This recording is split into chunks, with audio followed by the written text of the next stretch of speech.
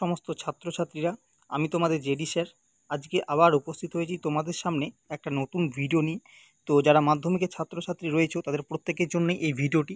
তো আজকের এই ভিডিওর মাধ্যমে আমি তোমাদের চলতরিত অধ্যায় থেকে 2 মার্কসের এবং 3 মার্কসের যে সমস্ত ইম্পর্টেন্ট কোশ্চেনগুলি রয়েছে, যেগুলি তোমাদের মাধ্যমিকের টেস্ট এবং ফাইনাল উভয় পরীক্ষায় আসতে পারে, সেই প্রশ্নগুলির সাথে তার উত্তর নিয়ে তোমাদের সাথে ডিসকাশন একটা ক্লাস করতে চলেছি। তো কাজেই তোমরা প্রত্যেকেই কিন্তু মাধ্যমিকের ছাত্রছাত্রীরা প্রত্যেকেই কিন্তু ভিডিওটি সম্পূর্ণটাই দেখতে থাকো, ঠিক আছে। তবে এর আগে আমরা প্রশ্নমান একের অর্থাৎ 1 নম্বর যে সমস্ত প্রশ্নগুলি তোমাদের আসে তার এমসিকিউ এবং এসিকিউ দুটি প্রশ্নে কিন্তু সাজেশন দিয়ে দিয়েছি। যারা দেখোনি তারা অবশ্যই দেখে নেবে। সেই প্রশ্নগুলির মধ্যে কিন্তু 100% কমন আসবে। সেই ভিডিওর লিঙ্ক আমি ডেসক্রিপশন বক্সে দিয়ে দেবো, ঠিক আছে। তো আজকে যেটা নিয়ে আমরা আলোচনা করব তা হলো 2 মার্কস এবং 3 মার্কসের প্রশ্ন চলতরিত থেকে। তো দেখো, প্রথম যে প্রশ্নটি আছে তোমাদের, প্রথম প্রশ্ন কি আছে, একটা 1000 ওয়াট বাল্ব 1 ঘন্টা জ্বালানো হলে কত তড়িৎ শক্তি খরচ হবে। তাহলে এই অঙ্কটা আমরা কীভাবে করব, দেখো করে দিয়েছি। তড়িৎ শক্তির খরচের পরিমাণ কত হবে না 1000 গুণিত 1। কেন 1000 গুণিত 1? কারণ এটা হচ্ছে তোমার 1000 ওয়াট একটা বাল্ব এবং 1 ঘন্টা ধরে চলছে। তাহলে এই দুটোকে আমরা গুণ করব, ঠিক আছে। তাহলে গুণ করলে কত হবে 1000 এবং 1000 ওয়াট ইন্টু, যেহেতু 1 ঘন্টা জ্বালাচ্ছি তাহলে ওয়াট ইন্টু আওয়ার, তাহলে 1000 ওয়াট, ঠিক আছে। 1000 ওয়াট মানে আমরা কি জানি 1 কিলো ওয়াট, আর 1 কিলো ওয়াট মানে 1 ভোল্ট। তাহলে কত তড়িৎ শক্তি খরচ হলো? 1 ভোল্ট তড়িৎ শক্তি খরচ হলো, একদম ইজি। 2 নম্বর যেটা প্রশ্ন আছে, ভীষণ ইম্পর্টেন্ট প্রশ্ন, ভাস্কর বাতি। কি প্রশ্নটি আছে যে ভাস্কর বাতি ব্যবহারের চেয়ে সিএফএল বাতি ব্যবহারের দুটি সুবিধা লেখো, ঠিক আছে। দুটি সুবিধা কি না, প্রথম যেটি সুবিধা রয়েছে যে ভাস্কর বাতির তুলনায় সিএফএল বাতির গড় আয়ু অনেক বেশি, ঠিক আছে, মানে অনেক দিন তোমার চলবে, সহজে নষ্ট হবে না। দ্বিতীয় সুবিধা রয়েছে কি না, ভাস্কর বাতির তুলনায় সিএফএল বাতির তড়িৎ শক্তি অনেক কম খরচ হয়, অর্থাৎ এটি শক্তি সাশ্রয়, ঠিক আছে। ওই জন্য এখন কিন্তু সিএফএল বাতি ব্যবহার হয়। আগে ভাস্কর বাতি ব্যবহৃত হতো, এখন তড়িৎ শক্তি অনেক কম খরচ হয়, মানে অনেক কারেন্ট কম পড়ে, ঠিক আছে। তো সেক্ষেত্রে আমরা সিএফএল ব্যবহার করে থাকি। তাহলে এই দুটি সুবিধা, যদি যদি জিজ্ঞেস করে যেটা কত মার্কসের প্রশ্ন আসবে, তো এটা হচ্ছে তোমাদের 2 মার্কসের প্রশ্ন আসবে। অনেকেই কোশ্চেন করো যে 2 মার্কসের জন্য কি দুটো লিখলেই হবে? উত্তর হচ্ছে হ্যাঁ, 2 মার্কসের জন্য দুটো লিখলেই হবে। এরপর হচ্ছে 3 নম্বর প্রশ্ন। 3 নম্বর প্রশ্নে কি বলা হয়েছে? 3 নম্বর প্রশ্নে বলা হয়েছে একটি বৈদ্যুতিক বাতির গায়ে 220 ভোল্ট 100 ওয়াট লেখা আছে, এর অর্থ কি? এটা হচ্ছে ভীষণ ইম্পর্টেন্ট প্রশ্ন, ভিভিআই, ঠিক আছে। ভীষণ ইম্পর্টেন্ট প্রশ্ন কিন্তু তোমাদের জন্য। তো টেস্ট পেপারে পেজে পেজে তোমরা পেয়ে যাবে। তো এই কথাটির তাৎপর্য দেখো, বলে দিচ্ছি। কথাটির তাৎপর্য হলো 220 ভোল্ট বিভব প্রভেদ যুক্ত সরবরাহ লাইনে বাতিটিকে যুক্ত করা হলে সেটি সর্বাধিক উজ্জ্বল জ্বলবে এবং এই অবস্থায় প্রতি সেকেন্ডে 100 জুল তড়িৎ শক্তি কি বলেছে ব্যয়িত হবে, ঠিক আছে। তার মানে কি? তাহলে আমরা কি বুঝতে পারলাম? এই যে কথাটা তোমাদের রয়েছে, ঠিক আছে, এখান থেকে একটা অঙ্ক আসে, সেই অঙ্কর ভিডিও আমি তো সব করে দেখাবো, তোমরা আমাদের চ্যানেলের সাথে যুক্ত হয়ে যাবে, ব্যাস। আর তোমাদের কোনো চিন্তা করতে হবে না, সমস্ত ভৌত বিজ্ঞানের প্রশ্ন তোমরা সমস্ত কিছু জানতে পেরে যাবে। তো যাই হোক, তো এই জিনিসটার অর্থ কি? এটার মানে হচ্ছে তোমাদের যে এই যে 220 ভোল্ট 100 ওয়াট যদি কোনো বাতির গায়ে লেখা থাকে, তার মানে তুমি যখন বুঝবে যে এই বাতিটাকে আমি যদি 220 ভোল্ট কারেন্টে আমি লাগাই, লাইন সরবরাহে লাগাই, তাহলে সেটি সর্বাধিক উজ্জ্বল, মানে সবথেকে বেশি উজ্জ্বল আলোয় জ্বলবে। এবং 100 ওয়াট মানে হচ্ছে যে 1 সেকেন্ড যদি আমার চালানো হয় বাতিটিকে, তাহলে আমার 100 জুল তড়িৎ শক্তি খরচা হবে, ঠিক আছে। এটার মানে হচ্ছে তাই। 4 নম্বর প্রশ্ন দেখো, ভীষণ ইম্পর্টেন্ট প্রশ্ন, ঠিক আছে। সিএফএল ও এলইডির পূর্ণ রূপগুলি দেখো। তো সিএফএল আগের দিনই বলেছিলাম আমি, কম্প্যাক্ট ফ্লুরোসেন্ট ল্যাম্প, এবং এলইডি পুরো নাম হচ্ছে লাইট ইমিটিং ডায়োড। 5 নম্বর প্রশ্ন, কোনো পরিবাহীর রোধ কোন কোন বিষয়ের ওপর নির্ভর করে? তো এক্ষেত্রে 3টি বিষয়ের ওপর নির্ভর করে। প্রথমত হচ্ছে দেখো, প্রথমে যেটি নির্ভর করে তা হচ্ছে দৈর্ঘ্যের ওপর নির্ভরতা। দৈর্ঘ্যের ওপর কীভাবে নির্ভর করে না, এটা 3টি বিষয়ের উপর নির্ভর, ঠিক আছে। প্রথম হচ্ছে দৈর্ঘ্যের উপর নির্ভরতা। কী হবে না, পরিবাহীর প্রস্থচ্ছেদ, উষ্ণতা, উপাদান এইগুলি অপরিবর্তিত থাকলে আর মানে রোধ তার দৈর্ঘ্যের সমানুপাতিক হয়, অর্থাৎ আর ভ্যারিয়াস এল, ঠিক আছে। রোধ তার দৈর্ঘ্যের সমানুপাতিক, 1 নম্বর নির্ভরতা। দ্বিতীয় নির্ভরতা হচ্ছে কি? দ্বিতীয় নির্ভরতা হচ্ছে প্রস্থচ্ছেদের ওপর নির্ভরতা। আর প্রস্থচ্ছেদের ওপর কীভাবে নির্ভর করে না, আবার একই কথা, দৈর্ঘ্য, উষ্ণতা, উপাদান অপরিবর্তিত থাকলে রোধ প্রস্থচ্ছেদের ব্যস্তানুপাতিক হয়, ঠিক আছে। প্রস্থচ্ছেদের ব্যস্তানুপাতিক হয়, এটা একটু ভুল আছে, এটা আর ভেরিয়াস এ হবে না, আর ভেরিয়াস 1/a হবে, যেহেতু আমার এটা ব্যস্তানুপাতে পরিবর্তিত হয়, তাই হবে এটা আর ভেরিয়াস 1/a। আর একটা আছে সি, উপাদানের ওপর নির্ভরতা। তো উপাদানের ওপর কীভাবে নির্ভর করে পরিবাহীর উষ্ণতার দৈর্ঘ্য প্রস্থচ্ছেদ অপরিবর্তিত থাকলে বিভিন্ন উপাদানের পরিবাহী রোধ বিভিন্ন হয়। তাহলে এই তিনটি নির্ভরতা কোন কোন বিষয়ের উপর তাহলে নির্ভরতা বুঝতে পারলে? দৈর্ঘ্যের উপর নির্ভরতা করে, প্রস্থচ্ছেদের উপর নির্ভরতা করে, আর একটা হচ্ছে উপাদানের উপর নির্ভর করে, মানে অর্থাৎ ওই যে পরিবাহীটা রয়েছে সেটা কোন উপাদানের উপর নির্ভর তার। তো যেমন পরিবাহী যে উপাদান দিয়ে তৈরি হবে সেই উপাদানে তেমন কারেন্ট প্রবাহ হবে, ঠিক আছে। তো বিভিন্ন উপাদানের জিনিসের উপর বিভিন্নভাবে হতে পারে। তাহলে এই তিনটি বিষয়ের উপর নির্ভর করে। 3 মার্কসের প্রশ্ন আসতে পারে।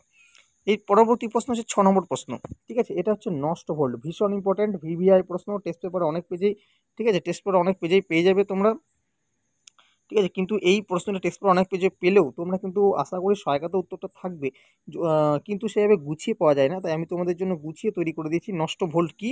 তো এই নষ্ট ভোল্টটা কি দেখো না, বহির্বর্তনীতে তড়িৎ চলনরত অবস্থায় কোনো তড়িৎ কোষের তড়িৎচালক বল এবং প্রান্তীয় বিভব প্রভেদের বিয়োগফল কোষটির নিজের মধ্য দিয়ে তড়িৎ প্রবাহ চালনা করার জন্য প্রয়োজনীয় বিভব প্রভেদের সমান হয়।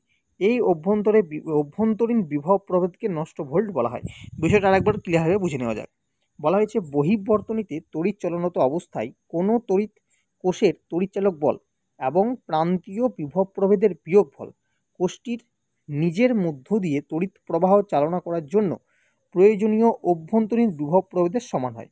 এই অভ্যন্তরীণ বিভব প্রভেদকেই নষ্ট ভোল্ট বলা হয়। তাহলে বিষয়টা কি বুঝতে পারছি? ধরো একটা ব্যাটারি আছে, ঠিক আছে, তারা আমি এটা ক্লিয়ারভাবে এঁকে দেখাই।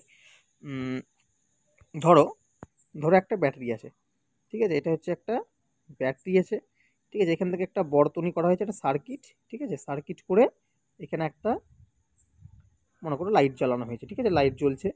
তো ব্যাপারটা হচ্ছে কি না, বহির্বর্তনীতে যখন মনে করো এটা এই সাইডে হচ্ছে প্লাস, এই সাইডে হচ্ছে আমার মাইনাস, ঠিক আছে। তাহলে প্লাস থেকে যখন আমার কারেন্টটা যাচ্ছে, ঠিক আছে, তখন চলছে তো কারেন্ট, মানে চলন্ত অবস্থায় রয়েছে। এইবার না, এই যে ব্যাটারিটা রয়েছে এই কোষটা তড়িৎচালক বল এবং প্রান্তীয় বিভব প্রভেদ এই দুটি প্রান্তের বিভব প্রভেদ, এই দুটোকে বিয়োগ করলে যেটা পাবো সেটা হচ্ছে আমার অভ্যন্তরীণ বিভব প্রভেদের সমান। মানে এই ব্যাটারিটার অভ্যন্তরীণ মানে অর্থাৎ ভেতরের বিভব প্রভেদের সমান, সেই বিভব প্রভেদটাকেই বলা হচ্ছে নষ্ট ভোল্ট, ঠিক আছে। আচ্ছা, 7 নম্বর প্রশ্ন কি? 7 নম্বর প্রশ্নটাও ইম্পর্টেন্ট প্রশ্ন, অনেক পেজে পেয়ে যায়, প্রত্যেকটা প্রশ্ন তোমাদের ইম্পর্টেন্টই এখানে, ঠিক আছে। আমি ইম্পর্টেন্ট প্রশ্নগুলোই দিয়েছি যেগুলো আছে, সাজেশন বলতে পারো। তো প্রথম যেটি প্রশ্ন, 75% সীসা ও 25% টিন সমন্বিত শঙ্খ ধাতু দিয়ে ফিউজদার তৈরি হয়, মানে ফিউজদারের দুটি বৈশিষ্ট্য চেয়েছে। দ্বিতীয় হচ্ছে ইহা নিম্ন গলনাঙ্ক উচ্চ রোধাঙ্ক যুক্ত হয়। তোমাদের দেখবে টেক্সট বই একটা আছে সম্ভবত, তো অনেকে এটা বুঝতে পারে না ফিউজদারের দুটি বৈশিষ্ট্য কী কী লিখবো, ঠিক আছে। তো আমি এটা দিয়ে দিয়েছি, দেখে নাও। তো এখানে প্রথমে যেটা আছে 75% সীসা আর 25% টিন সমন্বিত শঙ্খ ধাতু নিয়ে, অর্থাৎ 75% সীসা আর 25% টিন দুটিকে মিক্সড করে কিন্তু ফিউজদার তৈরি করা হয়। আর দ্বিতীয় যেটা বৈশিষ্ট্য সেটা হচ্ছে নিম্ন গলনাঙ্ক আর উচ্চ রোধাঙ্ক হয়। এটার মানে কি? নিম্ন গলনাঙ্ক মানে হচ্ছে খুব কম তাপমাত্রায় কিন্তু গলে যেতে পারে, ঠিক আছে। তো ওই জন্য লাগানো হয় ফিউজদার, যাতে কম তাপমাত্রায় গলে যায় আর বর্তনীটাকে বিচ্ছিন্ন করে দিতে পারে। আর একটা হচ্ছে উচ্চ রোধাঙ্ক, মানে হচ্ছে যে রোধটা খুব বেশি হয়, ঠিক আছে। আচ্ছা, এরপর হচ্ছে 8 নম্বর প্রশ্ন, যেটি না বললেই নয়, সেটা হচ্ছে ফ্লেমিংয়ের বামহস্ত নিয়ম। তো ফ্লেমিংয়ের বামহস্ত নিয়ম কি না, বাম হস্তের বৃদ্ধাঙ্গুলগুলি তর্জনী এবং মধ্যমা, ঠিক আছে, বৃদ্ধাঙ্গুষ্ঠ লিখলে হবে। তো বৃদ্ধাঙ্গুষ্ঠ, তর্জনী এবং মধ্যমা পরস্পরকে সমকোণে রাখলে যদি তর্জনী চৌম্বক ক্ষেত্রের মধ্যমা তড়িৎ প্রবাহের দিক নির্দেশ করে, তবে বৃদ্ধাঙ্গুলগুলি তড়িৎ প্রবাহী তারের উপর ক্রিয়াশীল বলের দিক নির্দেশ করবে। এটা আমি ঠিক ছবি আঁকতে তো পারছি না আপাতত এখন, তবে জিনিসটা হচ্ছে তোমাদের যে হাত রয়েছে তার 3টি আঙুল তোমরা প্রত্যেকেই জানো, বৃদ্ধাঙ্গুষ্ঠ, তর্জনী এবং মধ্যমা, এদেরকে যদি সমকোণে রাখো তাহলে তোমাদের তর্জনী চৌম্বক ক্ষেত্রে তড়িৎ প্রবাহের দিক নির্দেশ করবে, আর বৃদ্ধাঙ্গুষ্ঠ হচ্ছে তার উপর ক্রিয়াশীল বলের দিক নির্দেশ করবে, ঠিক আছে। এটা হচ্ছে ফ্লেমিংয়ের বামহস্ত নিয়ম, এবং এটা বাম হাতে হয় বলে এটা বামহস্ত নিয়মের নামকরণ হয়েছে। আচ্ছা, তারপর হচ্ছে 9 নম্বর প্রশ্ন, অ্যাম্পিয়ারের সন্ত্র নিয়ম। এটাও না বললে নয়, ভীষণ ইম্পর্টেন্ট প্রশ্ন। কি বলা হয়েছে না, চৌম্বক শলাকার উত্তর মেরুর দিকে মুখ রেখে তড়িৎবাহী তারের ওপর একজন লোক হাত ছড়িয়ে সাঁতার কাটলে লোকটির বাম হাত যেদিকে প্রসারিত হবে শলাকার উত্তর মেরু সেদিকে বিক্ষিপ্ত হবে, ঠিক আছে। তাহলে এরকম বিষয়টা, অর্থাৎ যেদিকের বাম হাতটা থাকবে, ঠিক আছে, ধরো একটা চৌম্বক শলাকা আছে, ঠিক আছে, আমি তোমাদের মোটামুটি যতটা সময় এঁকে বোঝাচ্ছি, ঠিক আছে। এটা মনে করো একটা চৌম্বক শলাকা, ঠিক আছে। একটা মানুষ যদি এখানে সাঁতার কাটে, ঠিক আছে, একটা মানুষ যদি সাঁতার কাটে, তাহলে এই সাঁতার কাটছে মনে করো দিক বরাবর, তাহলে মনে করো এই সাইডটা হচ্ছে বাম হাত, এই সাইডটা হচ্ছে ডান হাত। তাহলে এই বাম হাতটা যেদিকে থাকবে, এই যে চৌম্বক মেরু, মনে করো যদি এই সাইডটাই উত্তর মেরু হয়, তাহলে উত্তর মেরুতে কিন্তু সেই দিকেই ঘুরবে, মানে সেই দিকেই বিক্ষিপ্ত হবে। ঠিক আছে। আচ্ছা, এরপর হচ্ছে 10 নম্বর প্রশ্ন, ভীষণ গুরুত্বপূর্ণ প্রশ্ন। ডিসি অপেক্ষা এসি ব্যবহারের সুবিধা কি কি? প্রথম, 1 নম্বর, এসি উৎপাদন খরচ অনেক কম। দ্বিতীয়ত, ট্রান্সফরমার ব্যবহার করে এসি বিভবের মান বাড়ানো বা কমানো যায়। সি, 3 নম্বরটা হচ্ছে উচ্চ কম্পাঙ্কযুক্ত এসি বহু দূরে সম্প্রচার করা যায়। তাহলে ডিসি অপেক্ষা এসি ব্যবহার কী সুবিধা? প্রথম হচ্ছে এসি উৎপাদন খরচ কম, অর্থাৎ ডিসি উৎপাদন করতে খরচ যা হয় তার থেকে যথেষ্ট কম হয়। দ্বিতীয়ত হচ্ছে ট্রান্সফরমার ব্যবহার করে এসিকে বিভবের মান বাড়ানো বা কমানো যায়, অর্থাৎ বিভব মানে ভোল্টেজটা তোমার বাড়ানো বা কমানো যেতে পারে। এসি মানে আমরা যেগুলো ঘরে কারেন্ট ব্যবহার করছি, লাইট ফ্যান চলছে, সেগুলো বাড়ানো বা কমানো যেতে পারে, কিন্তু ডিসিতে সেগুলো সম্ভব না। 3 নম্বর যেটা বলা হয়েছে যে উচ্চ কম্পাঙ্কযুক্ত এসিকে বহুদূর সম্প্রচার করা যায়, মানে দেখবে আমাদের এই যে এত দূর থেকে, আমাদের তো ঘরে কারেন্ট তৈরি হয় না, তাই না? তো এত দূর থেকে যে কারেন্টটা পোলের থেকে যে তারগুলো রয়েছে, তার মাধ্যমে আমাদের মিটারে আসে, সেখান থেকে আবার আমাদের ডিস্ট্রিবিউট হয়ে ঘরে ঘরে আসে। তো এই যে ব্যাপারটা এত দূরকে ট্রান্সফার করে আসা, এটা একমাত্র এসিতে সম্ভব, ডিসিতে এত দূর পাঠানো সম্ভব হয় না। এগুলো হচ্ছে সুবিধা। আচ্ছা, 11 নম্বর প্রশ্ন, গৃহস্থালির বর্তনীতে আর্থিং করা হয় কেন? ভীষণ ইম্পর্টেন্ট প্রশ্ন। আবার এই প্রশ্নটাই ঘুরিয়ে আসতে পারে যে আর্থিংয়ের প্রয়োজনীয়তা দেখো। এখন প্রশ্ন করতে পারে যে স্যার এটা কত নম্বরের প্রশ্ন আসতে পারে, তো উত্তরটা হচ্ছে তোমাদের 2 নম্বরের প্রশ্ন এটা আসতে পারে। গৃহস্থালির বর্তনীতে আর্থিং করা হয় কেন? তো কেন হয় না, বাড়ির বিদ্যুৎ লাইনে যাতে শর্ট সার্কিট না হয়, বা যদি হয় তাহলে অতিরিক্ত ইলেকট্রন আর্থিংয়ের সাহায্যে মাটিতে চলে যায় ও বাড়ির বৈদ্যুতিক যন্ত্রগুলি নষ্ট হওয়ার হাত থেকে রক্ষা পায়। ধরো তোমার বাড়িতে কোনো কারণে শর্ট সার্কিট হলো আর তোমার আর্থিং করা নেই, তাহলে কী হবে না, যদি শর্ট সার্কিট হয় তাহলে সেক্ষেত্রে কিন্তু কী হয়, সেই সময় যদি শর্ট সার্কিট হয় তাহলে আমাদের কিন্তু ভোল্টেজটা অতিরিক্ত বেড়ে যায়। ঠিক আছে, তো অতিরিক্ত ইলেকট্রন সংখ্যা বেড়ে যায়, ফলে কী হয় না, আমাদের বৈদ্যুতিক যে সমস্ত যন্ত্রপাতিগুলো রয়েছে, যেমন হতে পারে টিভি, বা ধরো মোবাইল চার্জ দেওয়া আছে, বা আদার্স কিছু বোর্ড, এগুলো কিন্তু পুড়ে যাওয়ার সম্ভাবনা থাকে। তাই কি হয় না, যদি আর্থিং করে থাকে তাহলে সেক্ষেত্রে উচ্চ যে ইলেকট্রনগুলি রয়েছে, অতিরিক্ত ইলেকট্রনগুলি রয়েছে, সেগুলো কিন্তু আর্থিং তারের সাহায্যে মাটির নিচে চলে যায়, ফলে কিন্তু আমাদের যে বৈদ্যুতিক যন্ত্রপাতিগুলি রয়েছে সেগুলো কোনো রকম নষ্ট হয় না। ওহমের সূত্র লেখো। এটা তো না বললেই নয়, ওহমের সূত্র, হ্যাঁ, ভীষণ গুরুত্বপূর্ণ। তবে একটা কথা তোমাদেরকে বলে রাখি, যে যদি 1 নম্বর বাদ দিয়ে, ঠিক আছে, দাঁড়া 1 মিনিট, 1 নম্বর কি বললাম, যে 1 নম্বর বাদ দিয়ে, 1 নম্বর বাদ দিয়ে যদি 2 নম্বর অথবা 3 নম্বর, 2 নম্বর বা 3 নম্বরের যদি প্রশ্ন দেয়, তাহলে উভয় ক্ষেত্রেই কিন্তু তোমরা ওহমের সূত্রটা লিখে তার গাণিতিক রূপ, অর্থাৎ V=IR, এটি অবশ্যই লিখে আসবে। ঠিক আছে, 2 নম্বর দেখ বা 3 নম্বর দেখ, এটা কিন্তু অবশ্যই লিখে আসবে, এবং VIR এগুলি দ্বারা কি কি নির্দেশ করা হয় রাশিগুলো, সেটাও লিখে আসতে হবে। ঠিক আছে, তো কি বলা হয়েছে ওহমের সূত্র? বলছে তাপমাত্রা ও অন্যান্য ভৌত অবস্থা অপরিবর্তিত থাকলে কোনো পরিবাহীর মধ্য দিয়ে তড়িৎ প্রবাহ হলে প্রবাহ মাত্রা ওই পরিবাহীর দুই প্রান্তের বিভব পার্থক্যের সমানুপাতিক হয়। জিনিসটা একটু বুঝে নেওয়া যাক। ধরো এটা হচ্ছে একটা বিন্দু, ঠিক আছে, এই বিন্দু থেকে এই বিন্দুতে কারেন্ট যাচ্ছে ধরে না, একটা পরিবাহী, ঠিক আছে, এটা হচ্ছে বি বিন্দু। তো মনে করো যে এ বিন্দুর বিভব প্রভেদ হচ্ছে VA, ঠিক আছে, আর বি বিন্দুর বিভব প্রভেদ মনে করো VB। এবার যদি VB হয়, তাহলে এ বিন্দু থেকে যখন বি বিন্দুতে আমার প্রবাহ মাত্রা, অর্থাৎ যে কারেন্টটা যাচ্ছে ধরো, সেটা হচ্ছে আমরা I, ঠিক আছে, সেটা হচ্ছে I। এবারে ওহমের সূত্র অনুযায়ী বলা হচ্ছে যে এই যে পরিবাহীর মধ্যে যে তড়িৎ প্রবাহটা হচ্ছে, সেটা দুই প্রান্তের বিভব পার্থক্যের সমানুপাতিক। যে তড়িৎ প্রবাহ হচ্ছে I, আর দুই প্রান্তের বিভব সমানুপাতিক কার সাথে না, দুই প্রান্তের বিভব প্রভেদের পার্থক্য, মানে VA মাইনাস VB।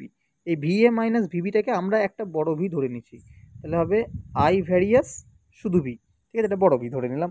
তাহলে VA মাইনাস VBটাকে আমরা ভি দ্বারা ডিনোট করছি, তাহলে কি বেরোলো না, I ভ্যারিয়াস ভি। বা এটাকে আমরা এইভাবে তো লিখতে পারি যে ভি ভ্যারিয়াস I, ঠিক আছে, ভি ভ্যারিয়াস I এটা লিখতে পারি। তাহলে এখন এই সমানুপাতিকটাকে সরানোর জন্য আমরা একটা কনস্ট্যান্ট নেব, ঠিক আছে, বা ধ্রুবক নেব। তাহলে কি লিখবো না, V=IR, আরটাকে আমরা বলি রোধ, এবং আরটা হচ্ছে এক্ষেত্রে ধ্রুবক, ঠিক আছে, আরটা হচ্ছে ধ্রুবক, এবং আরটাকে আমরা রোধ বলে থাকি, যার একক কিন্তু কি হয়, যার একক হয় ওহম। 13 নম্বর প্রশ্ন। 13 নম্বর প্রশ্ন হচ্ছে জুলের সূত্র, যেটি এবছর তোমাদের মাধ্যমিকে আসার সম্ভাবনা কিন্তু অনেকখানি বেশি, কারণ গত বছর আসার একটা কথা ছিল কিন্তু আসেনি, তো এবছর আসার চান্স কিন্তু অনেক বেশি। তো কত খ্রিস্টাব্দে কোন বিজ্ঞানী আছেন এগুলো কিছু বলার দরকার নেই, তোমরা সরাসরি জুলের সূত্রে চলে যাবে, ঠিক আছে, এবং জুলের সূত্রটি লিখবে। প্রথমেই তোমরা কিন্তু এইটা লিখবে, ঠিক আছে, প্রথমে এইটা লিখবে যে কোনো পরিবাহীর রোধ আর ও তড়িৎ প্রবাহের সময় যদি টি স্থির থাকে তাহলে পরিবাহিত উৎপন্ন তাপ পরিবাহীর আই বর্গের প্রবাহ মাত্রা আই বর্গের সমানুপাতিক। অর্থাৎ এইচ ভেরিয়াস এটা কিন্তু অন্য কিছু না, এটা এইচ ভেরিয়াস হচ্ছে আয়ের স্কোয়ার। ঠিক আছে, আইচ ভেরিয়াস আয়ের স্কোয়ার মানে হচ্ছে উৎপন্ন তাপটা হচ্ছে প্রবাহ মাত্রার বর্গের সমানুপাতিক। ঠিক আছে, তাহলে প্রবাহ মাত্রা মানে হচ্ছে আই, তার বর্গ মানে হচ্ছে স্কোয়ার, তাহলে স্কোয়ারের সমানুপাতিক। দ্বিতীয়টা কি বলা হয়েছে, তিনটি আছে। ঠিক আছে, তিনটি সূত্র আছে এবং তিনটিকে একত্রিত করে চুলের সূত্রটা তৈরি হয়েছে।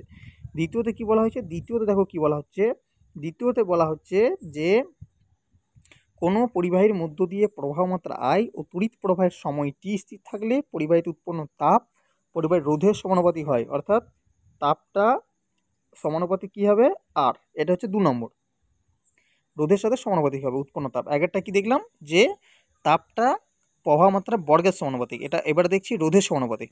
আর 3 নম্বর যেটা আছে সেটা হচ্ছে কি না, সেটা হচ্ছে তোমাদের কোনো পরিবাহীর রোধ আর ও প্রবাহ মাত্রা আই যদি উভয় স্থির থাকে তাহলে উৎপন্ন তাপ সময়ের সাথে সমানুপাতিক। ঠিক আছে, অর্থাৎ হচ্ছে এইচ ভেরিয়াস টি।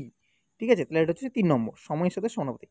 এই তিনটিকে যদি আমরা একত্রিত করে দিই তাহলে আমরা কি পাবো, এই তিনটিকে যদি আমরা এটা আমি করে দিইনি, তোমরা অবশ্যই কিন্তু এটা করে আসবে। তিনটিকে যদি একত্রিত করে দিই তাহলে আমরা পাবো H various I square R টি, এটা হচ্ছে জুলের সূত্র। ঠিক আছে, এটা হচ্ছে জুলের সূত্র। এবার এই ভ্যারিয়াসটাকে সরানোর জন্য আমাদেরকে একটা কনস্ট্যান্ট বা ধ্রুবক গুণ করতে হবে। তাহলে কি করব না, H equal to I square R T by J, মানে এখানে আমরা 1/j এটা হচ্ছে গুণ করলাম কনস্ট্যান্ট। ঠিক আছে, 1/j, দাঁড়া 1 মিনিট, 1/j এখানে গুণ করলাম। ঠিক আছে, তো এই যে জেটা রয়েছে, এই যে জেটা রয়েছে, জেটাকে বলা হয় তাপের যান্ত্রিক তুল্যাঙ্ক, যার মান হচ্ছে 4.2। ঠিক আছে, আচ্ছা এর ওপর ভিত্তি করে কিন্তু অনেক প্রশ্ন আছে, তো সেই প্রশ্নগুলো আমি সব সমাধান করে দেখাবো। তোমরা চ্যানেলের সাথে যুক্ত থেকো, সাবস্ক্রাইব করে রেখো, বাস আর কিচ্ছু না। এর পরবর্তী প্রশ্ন হচ্ছে 14 নম্বর। 14 নম্বর প্রশ্নটি আজকের না, আজকে না, এখন একটা আছে। আচ্ছা 14 নম্বর প্রশ্নটি হচ্ছে যে বৈদ্যুতিক বাল্ব বায়ুশূন্য বা বায়ুপূর্ণ না করে নিষ্ক্রিয় গ্যাস বা নাইট্রোজেন পূর্ণ করা হয় কেন? মানে দেখতে পাবে যে তোমরা অনেক বৈদ্যুতিক বাল্ব দেখেছো, তো দেখবে যদি ফেটে যায় বা হাত থেকে পড়ে গিয়ে ভেঙে যায় দেখবে একটা গ্যাস বেরোয়। ঠিক আছে, তো আমাদের প্রশ্ন হচ্ছে যে ওই বৈদ্যুতিক বাল্বে তো হাওয়াও থাকতে পারতো, মানে বায়ু থাকতে পারতো, কেন গ্যাস দেওয়া হলো? কি এমন কারণ যাতে গ্যাস ভেতরে রাখা হয়েছে? এবং কি গ্যাস না, নিষ্ক্রিয় গ্যাস। ঠিক আছে, নিষ্ক্রিয় গ্যাস অথবা নাইট্রোজেন, এই দুটির মধ্যে কেন এই গ্যাসগুলি রাখা হয়েছে, এটা হচ্ছে প্রশ্ন। তো অ্যান্সারটা হচ্ছে যে কোনো বৈদ্যুতিক বা বায়ুশূন্য করলে, বৈদ্যুতিক বায়ুশূন্য মানে তোমরা বাল্বকে বায়ুশূন্য করলে ফিলামেন্টটি উচ্চ তাপমাত্রায় বাষ্পীভূত হয়, তাই কিছুদিন পরে ফিলামেন্টটি ক্ষয়প্রাপ্ত হয়ে ফেটে যায় এবং বাষ্পীভূত হয়ে বাল্বের ভেতরে, এখানে একটা জিনিস ভুল আছে, মানে তোমার স্পেলিংটা ভুল আছে, অত কিছু না, বাল্বের ভেতরের দেওয়ালে একটি আস্তরণ তৈরি করে, এর ফলে কাঁচের স্বচ্ছতা কমে যায় এবং বাল্বের উজ্জ্বলতা হ্রাস পায়। তাহলে বিষয়টা কি বুঝতে পারছো? বিষয়টা হচ্ছে যদি তোমার বায়ু একটা বাল্বের ভেতরে, ধরো একটা বাল্ব আছে এরকম, ঠিক আছে, একটা বাল্ব আছে, এবার এই বাল্বে মনে করো এরকম ফিলামেন্ট আছে। ঠিক আছে, এই ফিলামেন্টের মনে করো হাওয়া রেখেছো, বায়ু রেখেছো, কি হবে না, তাপমাত্রায় কি হবে, যদি উচ্চ তাপমাত্রায় এই যে ফিলামেন্টটি আছে তাপমাত্রায় কি হবে, এটা বাষ্পীভূত হয়ে যাবে। ঠিক আছে, বাষ্পীভূত হলে কি হবে না, ফিলামেন্টটি তো ক্ষয়প্রাপ্ত হবেই, সাথে কি হবে না, এটা বাষ্পীভূত হয়ে এই যে কাঁচের আমার বাল্বটি রয়েছে চারিদিকে কি হবে, একটা আস্তরণ তৈরি হয়ে যাবে। ঠিক আছে, একটা আস্তরণ তৈরি হয়ে যাবে, চারিদিকে একটা আস্তরণ তৈরি হয়ে যাবে। এই আস্তরণের ফলে কি হবে না, ভেতরে যে আলোটা আমার তৈরি হচ্ছে সেটা তো বাইরে কম আসবে, মানে বাল্বের যে উজ্জ্বলতা সেটা কি হবে, কমে যাবে, আলোটা আমরা কম পাবো। আর কি হবে না, আবার বাটি বায়ুপূর্ণ করা হলে উচ্চ তাপমাত্রায় বায়ুর অক্সিজেন দ্বারা ফিলামেন্টটি জারিত হয়ে, এটা বাটি কেন লেখা হয়েছে, যাই হোক কিছু ভুল আছে এটা টাইপিং, যাই হোক। তো এবার বলা হচ্ছে যে এটা বাল্বটি হবে। ঠিক আছে, এটা বাটি হয়ে গেছে, ঠিক আছে, এটা বাল্বটি হবে। তো বাল্বটি বায়ুপূর্ণ করা হলে আর একটা কী সমস্যা হতে পারে না, বায়ুতে তো আমাদের অক্সিজেন থাকে, তো ভেতরে যে ফিলামেন্টটি আছে সেটা জারিত হয়ে যাবে, অক্সিজেনের সাথে জারণ হয়ে যাবে। ঠিক আছে, জারণ ক্রিয়া অংশগ্রহণ করবে, ফলে কি উৎপন্ন হবে, ধাতব অক্সাইড উৎপন্ন হবে এবং বাল্বের যে কর্মক্ষমতা, বাল্বের বানানগুলো প্রত্যেকটা স্পেলিং ভুল আছে, ঠিক আছে, যাই হোক, তো বাল্বের কর্মক্ষমতা হ্রাস পাবে, মানে কার্যক্ষমতা যেটা সেটা হ্রাস পাবে। এইসব কারণে নিষ্ক্রিয় গ্যাস বা নাইট্রোজেন দ্বারা পূর্ণ করা থাকে, যাতে জারিত না হয় বা বাষ্পীভূত না হয়। ঠিক আছে, তাহলে দুটি সমস্যা কিন্তু রইল এখানে প্রধানত, যে আমার বাষ্পীভূত হয়ে যেতে পারে, ফলে বাইরের দিকে একটা ফিলামেন্টটি ক্ষয় হয়ে যেতে পারে এবং বাইরের দিকে একটা আস্তরণ তৈরি হয়, যার ফলে বাল্বের উজ্জ্বলতা কমে যেতে পারে। আর দ্বিতীয়ত যদি অক্সিজেন দ্বারা পূর্ণ করা হয় বা বায়ু দ্বারা পূর্ণ করা হয় তাহলে কিন্তু ফিলামেন্টের সাথে কি হয় না, জারিত হয়ে একটা তোমার ধাতব অক্সাইড উৎপন্ন হতে পারে। এই ক্ষেত্রে আমরা তাই অক্সিজেন বা বায়ু পূর্ণ না করে আমরা এখানে ফিলামেন্টের সুবিধার জন্য মানে যাতে ক্ষয়প্রাপ্ত না হয় তার জন্য আমরা কিন্তু এখানে নাইট্রোজেন বা অন্যান্য নিষ্ক্রিয় গ্যাস রাখি। এটা হচ্ছে সহজ ভাষায়। আজকের ভিডিওর শেষ প্রশ্ন, জানি না তোমাদের ভিডিওটি কেমন লাগলো। যদি ভিডিওটি ভালো লেগে থাকে অবশ্যই কিন্তু লাইক দিতে ভুলবে না, আর আমাদের সাথে অবশ্যই যুক্ত থাকো। আমি যতদূর পারবো তোমাদের মাধ্যমিকের ফাইনাল পরীক্ষার দিন পর্যন্ত তোমাদেরকে সাহায্য করেই যাব। 15 নম্বর প্রশ্ন এবং আজকের ভিডিও শেষ প্রশ্নটি হচ্ছে বৈদ্যুতিক বাল্বের ফিলামেন্ট কি দিয়ে তৈরি? এতক্ষণ বাল্বের ক্ষয়প্রাপ্তের কথা নিয়ে বললাম, এবার হচ্ছে সেই বাল্বটা ফিলামেন্টটা কি দিয়ে তৈরি। তো উত্তরটা হচ্ছে যে বৈদ্যুতিক বাল্বের ফিলামেন্ট টাংস্টেন ধাতু দিয়ে তৈরি। এটা আমরা ক্লাস 8-এ পড়েছি। বর্তমানে বৈদ্যুতিক বাল্বের ফিলামেন্ট উলফ্রামাইট নামক এক প্রকার ধাতু দিয়ে তৈরি হয়, সংকর ধাতু দিয়ে তৈরি হয়। ঠিক আছে, তো এখন প্রশ্ন হচ্ছে, তাহলে এটা তোমরা কিন্তু লিখে আসবে। ঠিক আছে, এটা কি 2 নম্বরের প্রশ্ন আসবে না, এটা 1 নম্বরেরই কোশ্চেন আসবে। ঠিক আছে, তো আমি এখানে কেন দিয়েছি, এখানে তোমাদের জানার জন্য দিয়েছি। ঠিক আছে, তো বৈদ্যুতিক বাল্বের ফিলামেন্ট কি দিয়ে তৈরি? এর উত্তরটা হচ্ছে টাংস্টেন, বর্তমানে উলফ্রামাইট। তো এখন প্রশ্ন হচ্ছে, তোমরা জিজ্ঞেস করতে পারো স্যার তাহলে কি আমরা যদি টাংস্টেন লিখে আসি তাহলে কি কেটে দেবে? তো উত্তর হচ্ছে না, একদমই না, কাটবে না। তুমি যদি টাংস্টেন লিখে আসো তাও তোমাকে সঠিক নম্বর দেওয়া হবে, যদি উলফ্রামাইট লিখে আসো তাও তোমাকে কিন্তু নম্বর দেওয়া হবে। ঠিক আছে, এর সমস্ত ভিডিওটি হওয়ার পরও যদি তোমাদের কোনো রকম কোথাও ডাউট থেকে থাকে, অসুবিধা থেকে থাকে, তাহলে অবশ্যই আমাকে কমেন্টে জানাবে, এবং কোন টপিকের ওপর ভিডিও করলে তোমাদের ভৌত বিজ্ঞানের বোঝার ক্ষেত্রে সুবিধা হতে পারে তাও তোমরা আমাদেরকে কিন্তু জানিও। ঠিক আছে, তো আজকের ভিডিও এই পর্যন্তই রাখছি। আর একটা বিশেষ কথা বলতে আমি যেটা ভুলে যাচ্ছি, সেটা হচ্ছে আমাদের ফেসবুক পেজ রয়েছে স্টাডি উইথ জেডি। সেই ফেসবুক পেজের লিঙ্ক আমি ডেসক্রিপশন বক্সে দিয়ে দেবো, অথবা তোমরা ফেসবুকে গিয়ে সরাসরি সার্চ করতে পারো স্টাডি উইথ জেডি। তো সেই ফেসবুক পেজে আমাদের সাথে সরাসরি জয়েন হতে পারো। সেখানে কিন্তু আমাদের সমস্ত সাজেশন, কোশ্চেন্স, প্রিভিয়াস ইয়ারের কোশ্চেন সমস্ত কিছু সেখানে দেওয়া হয়। কাজেই তোমরা সেখান থেকে অনেক কিছু কিন্তু হেল্প তোমরা পেয়ে যাবে। ঠিক আছে, তো আজকের ভিডিও এই পর্যন্তই। দেখা হচ্ছে নেক্সট পরবর্তী ভিডিওতে। ধন্যবাদ জানাই সকলকে সম্পূর্ণ ভিডিওটি দেখার জন্য।